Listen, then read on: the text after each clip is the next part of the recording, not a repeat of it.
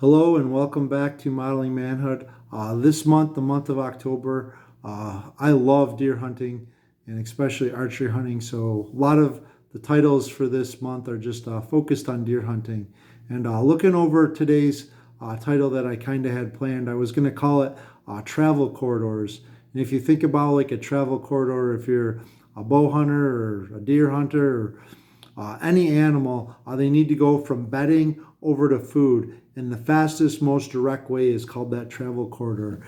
And that is where we're going to have the most success intercepting and taking advantage, almost stalking or ambushing our prey.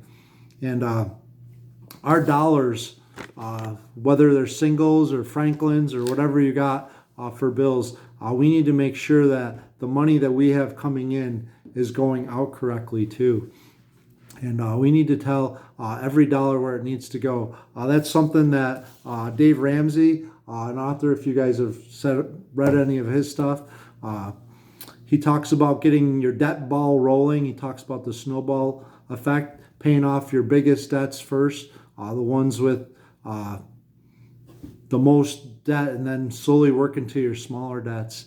And just having dollars assigned. I can remember doing envelopes and trying to get things paid off and trying to make sure that we had enough towards the end of the month. And if we didn't, it would mean extra jobs or selling something or trading, bartering. It's just a great tool too. But making sure that we know where every single dollar goes and thinking about deer hunting and where our dollars go.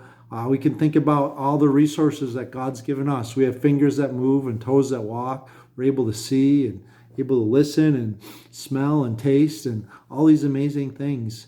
And maybe you're good with your hands and God's gifted you with the ability to fix things. I would encourage you to use those gifts for Him. Maybe you're good at other things. Use those gifts for Him and just not be afraid of what He's given you or put inside of you to outsource or not outsource, but let that flow out of you, I guess, to be an encouragement to others. And thinking about that biblically, there's a little section in Proverbs 16, if you guys have your Bible, starting in verse 7. When a man's ways please the Lord, He makes even his enemies at peace with him.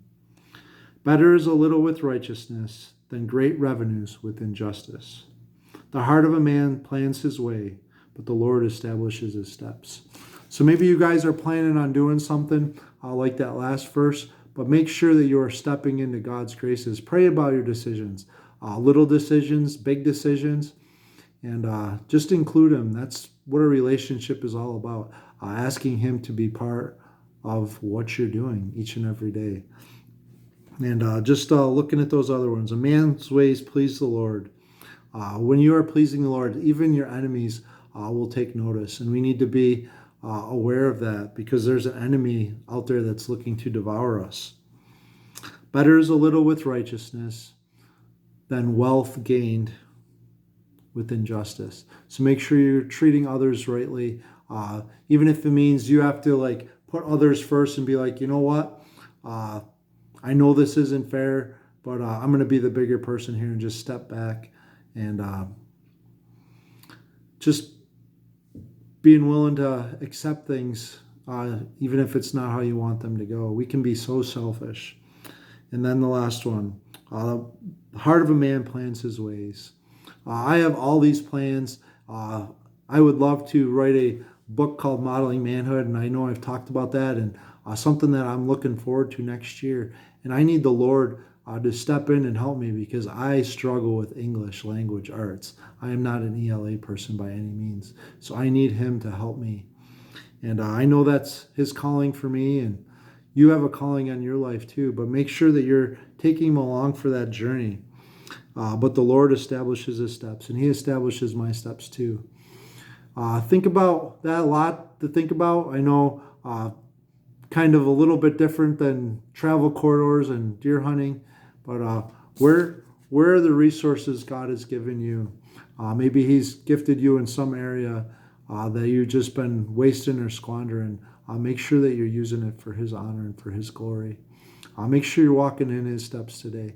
Thank you guys for joining us. I encourage you to read the rest of that chapter, Proverbs 16. Great book of wisdom. Thank you for joining us. As always, remember to marry your maker and journey with Jesus.